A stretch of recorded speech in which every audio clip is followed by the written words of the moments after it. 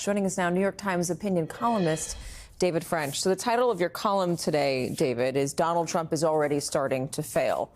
How so? Yeah. So if you look at these picks, these cabinet picks, and, you know, we went through the scandals there. The scandals are considerable. But if you actually look at the cabinet picks, a number of the key picks, from Tulsi Gabbard to Pete Hegseth to Matt Gaetz to RFK Jr., these are not picks you make when you're planning to govern well. And there are two very important communities of people here if we're talking about Trump support. There's the 17 million. These are the people who voted for him in the primary. This is core MAGA. They love the Gaetz pick, many of them. They love the Hegseth pick because they see Trump as a wrecking ball. But there's the 76 million. These are the people who voted for him in the general election. And an awful lot of those people didn't vote for wrecking balls. They didn't vote for chaos. They were voting for less inflation, for example, or they were voting for a more controlled border. In other words, they were voting for competence. Now, a lot of viewers would say, voting for competence, Trump, but they remember a period from 2017 to 2019 that was perhaps more calm.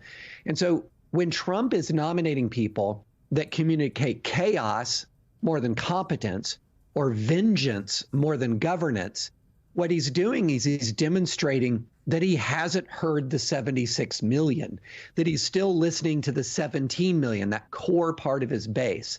And that is a recipe for failure, because across the Western world, across the developed world, when governments focus on their culture war pet issues, they get tossed out. And they're asking for people to come in and focus on the big stuff. And this is why we see this back and forth all over the world. The world has changed so much in the past few years, especially with the distribution of information. We talk about this a lot.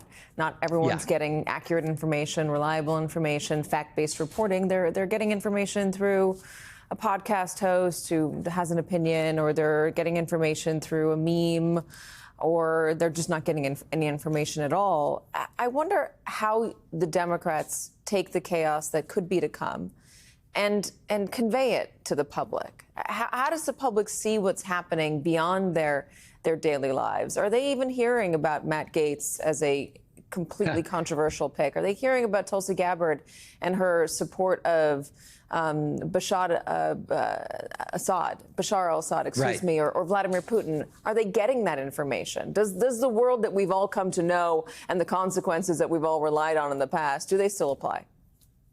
Well, the short answer to your question, are a lot of these people getting that information? Absolutely not. I mean, if you look at the Trump vote by where people got their information, he lost overwhelmingly amongst people who, for example, get their information from newspapers.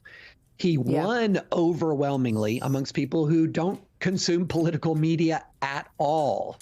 And that's something that a lot of people forget. A lot of these Trump voters have zero knowledge about a lot of these scandals and things that dominate Twitter for days on end. They just don't know. So what do they vote on? They vote on the conditions on the ground as they perceive them. Now, why is that a danger for Trump? Well, if he doesn't govern well, the conditions on the ground in their lives will not be better. You know, if he does his tariffs, there will be more inflation. If he does mass deportations, there will be more inflation and a lot of chaos in their communities. The sad thing, though, Katie, the sad thing is the fact that they were warned about that is irrelevant for them because they didn't hear the warning. They didn't pay attention. But when the consequences occur, they react to the consequences. And so that's just it's a problem for our country, because what ends up happening is, even though you warn of consequences, you point out that they're coming, a lot of people never hear the warning, and you actually have to experience the negativity before the change comes.